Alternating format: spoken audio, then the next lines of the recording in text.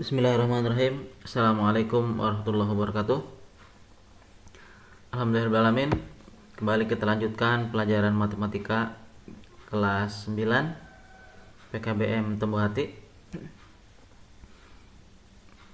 Alhamdulillah, pada kesempatan kali ini kita dapat melanjutkan materi. Adapun materi pada kesempatan kali ini kita akan membahas mengenai aljabar dan operasinya dalam bentuk aljabar.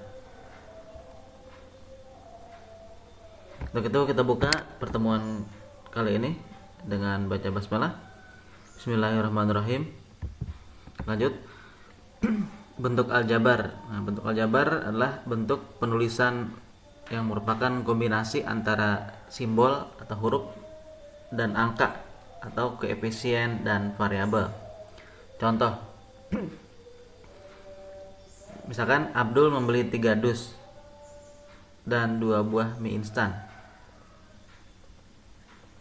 Misalkan Abdul membeli 3 dus dan 2 buah mie instan seharga 100.000. Nah, jika kita lihat kalimat ini dapat kita gambarkan menjadi sebuah aljabar. Nah, misalkan dus kita simbolkan dengan X, maka jika kita buat dalam bentuk aljabar, kalau misalkan 3 dus berarti 3X plus 2. Jadi dia belinya 3 dus sama 2 buah. Nah, kalau misalkan kita gambarkan 3X plus 2 sama dengan 100.000. Nah, angka 3 itu dinamakan dengan koefisien, huruf X dinamakan dengan variabel, dan angka 2 dinamakan dengan konstanta. Nah, lihat. Nah, ini bentuk aljabar. Misalkan 2X plus 6Y. Nah, 2X ini itu dinamakan suku, atau 6Y ini dinamakan suku. Nah, 8 juga dinamakan suku. Nah, tapi di antara suku ini ada bagian yang pertama, kalau yang angka ini, angka 12, 6, ini namanya koefisien. Sementara huruf yang di belakang angka itu namanya variabel.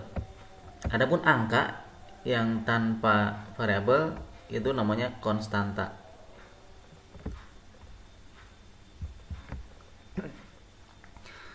Nah, yang kedua, suku sejenis. Nah, 2 suku atau lebih suatu bentuk aljabar dikatakan sejenis apabila memuat variabel yang sama. Nah, contoh misalkan ini 2mn ditambah 6m kuadrat n dikurang 8m kuadrat n ditambah 100mn. Nah, di sini suku yang sejenis yaitu 2mn dan 10mn. Dan suku yang sejenis juga, yang jenis berbeda, yaitu m kuadrat n, 6m kuadrat n, dan 8m kuadrat n. Ini kedekatan sejenis karena sama-sama m-nya ada pangkatnya. Nah, itu namanya suku sejenis. Nah, sekarang kita lanjut dengan penjumlahan dan pengurangan aljabar. Nah, suatu bentuk aljabar dapat dijumlahkan atau dikurangkan apabila merupakan suku yang sejenis saja. Jadi, kalau sukunya tidak sejenis tidak bisa dikurangkan. Pada contoh di atas, misalkan 2mn hanya dapat dijumlahkan dengan 10mn, dan 6m kuadrat n hanya bisa dikurangkan dengan 8m kuadrat n. Nah, langkah untuk menjumlahkan atau mengurangkan, satu, dikelompokkan dulu suku-suku yang jenis. Berarti ini kita kelompokin, ini dengan ini dengan ini kita kelompokin. Nah, setelah sudah dikelompokkan, baru kalau dia penjumlahan, ini penjumlahan kita jumlahkan. Kalau seperti ini pengurangan kita kurangi, seperti itu. Nah, contoh, tentukan hasil penjumlahan aljabar berikut. Nah, 2pq ditambah 3p kuadrat q dikurang 5pq ditambah 7pq ditambah 4p kuadrat q ditambah 12. Langkah yang pertama kita kelompokin dulu. Nah, yang PQ sama yang PQ ini, yang PQ ini PQ PQ dan PQ. Nah, kita kumpulkan jadi 2 PQ dikurang 5 PQ ditambah 7 PQ. Jadi 2 tambah 5 tambah 7. 2 kurang 5 tambah 7 sama dengan 4 PQ. Dan ini berikutnya 3P kuadrat Q sama 4P kuadrat Q. Ya 3 ditambah 4 sama dengan 7P kuadrat Q. Sementara jumlah 12 ini tidak ada pasangannya. Jadi hasil dari ini adalah 4PQ ditambah 7P kuadrat Q tambah 12 seperti itu. Nah, sekarang perkalian dan pembagian aljabar. Pertama, sifat-sifat mendasar dalam perkalian aljabar. Ini ada sifat komutatif, sifat asosiatif, sifat distributif.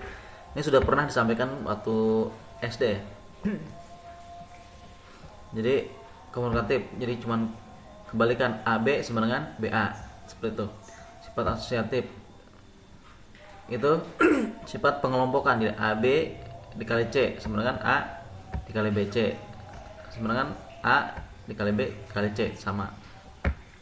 Sifat distributif atau penyebaran. Nah, penyebaran A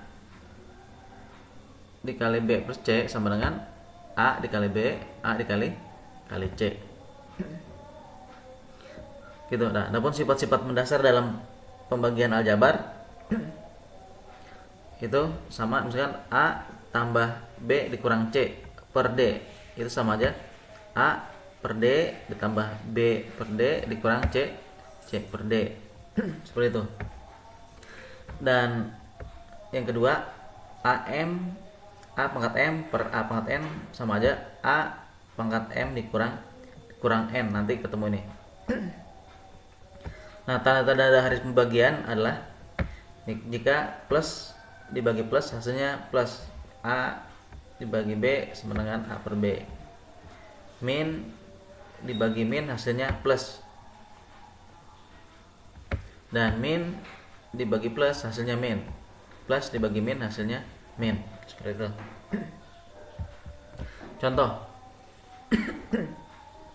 tentukan hasil perkalian dari perkalian dan pembagian di bawah ini. Yang pertama 2A dikali 6B. Nah, caranya 2 dikali A dikali 6 dikali B. Jadi angka dengan angka, huruf dengan huruf. 2 kali 6 sama dengan 12 A kali B, jadi 12 kali A kali B sama dengan 12 AB, seperti itu. Yang kedua 3C dikali 2A dikurang 4B. Nah, caranya 3C dikali 2A nih, terus 3C dikali min 4B. Jadi 3C kali 2A sama dengan 6AC. Ini 3C dikali 4B sama dengan min 12BC. Kenapa ini min? Karena di sininya min. Nah, lanjut yang ketiga, contoh soal yang ketiga, 12A kuadrat dibagi 3B. Itu sama aja 12 dikali A kuadrat per 3 kali B. Nah, 12 dibagi 3 kan 4. Terus, jadi hasilnya 4A kuadrat per B.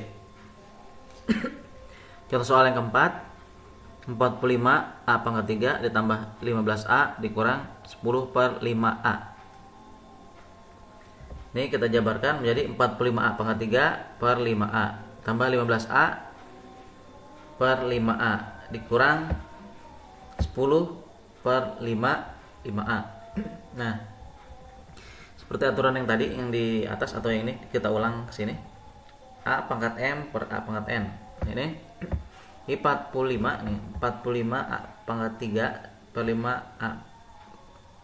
Nah, 45 dibagi 5 adalah 9.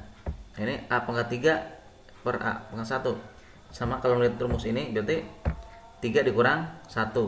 Jadi 9A pangkat 2. Seperti itu. Atau kalau kita jawabannya seperti ini, kan A pangkat 3, jadi A kali A kali A, A nya ada 3. Nah, ini dibagi hilang atau habis, jadi tinggal 9A pangkat 2. 15A per 5A. 15 dibagi 5 adalah 3. A dibagi A, atau A dibagi A, habis. Nah ini 10 per 5A sama dengan 10 per 5A. Ini tidak bisa dibagi karena tidak sejenis. Nah yang E kuadrat dikali A kuadrat min 2 AX plus 4 per 2X kali AX. Nah sama dengan nah ini X kuadrat dikali A kuadrat sama dengan A kuadrat X.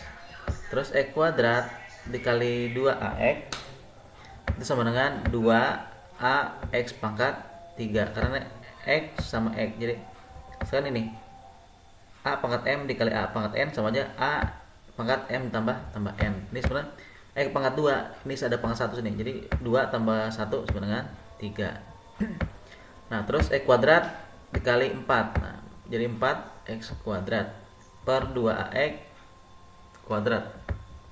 Ini 2X dikali AX sama dengan 2AX. Ini X kali X jadi X kuadrat kan. Nah terus ini kita jabarkan lagi. Nah A kuadrat X per 2AX seperti itu. Nah setelah itu baru kita bagi A kuadrat dikurang, nih berarti kalau ini dikurangkan ya, berarti A kuadrat dikurang 1, jadi sisa A. Ini karena di bawah, di atas nggak ada angkanya, sini 2 doang, jadi sisa A. Kalau X dikurang dibagi X kuadrat dibagi X kuadrat habis kan ya. Atau kalau tidak lihat sini, ini A kuadrat X kuadrat berarti A kali A X dikali X. Ini 2 kali A kali X kali X. Nah X dibagi X habis, ini X ini dibagi X habis, X A ini dibagi A ini habis, tinggal A sama 2 kan, jadi A per 2. Terus yang ini dikurang 2AX pangkat 3 dibagi 2X kuadrat. Nah ini 2 dibagi 2 habis, ini sama ini habis, A ini sama ini habis. Nah, tinggal ini ini X nya ada 3, ini X nya ada 2, jadi tinggal X doang, sisa X doang. Ini habis, ini habis, tinggal 1 kan ya. Nah 4X kuadrat dibagi 2X kuadrat. Kalau kita jabarin 4 kali X kali X per 2 kali A kali X kali X. Nah ini kan habis, karena apa? Sama aja, berarti 2 dikurang 2 kan ya. Nah ini gak ada A nya, 4 dibagi 2 adalah 2. Sementara di bawah ini A, nggak ada A nya, dia ada A nya, berarti 2 per A, seperti itu. Nah mungkin itu aja materi pada kesempatan kali ini. Ini ada latihan, silahkan dikerjakan soal latihannya. Apabila ada yang kurang jelas, silahkan ditanyakan. Soalnya mudah. Ini latihan mengenai penjumlahan, pengurangan, serta klasifikasi suku, variabel, koefisien, dan konstanta. Dan yang ini latihan mengenai perkalian dan pembagian aljabar. Nah, tugas dikumpulkan pada hari ini. Pengumpulan tugas sama dengan mengumpulkan sama dengan kehadiran. Jadi dianggap hadir apabila mengumpulkan tugas. Itu aja, mungkin itu saja yang dapat saya sampaikan. Sekian dari saya. Wassalamualaikum warahmatullahi wabarakatuh.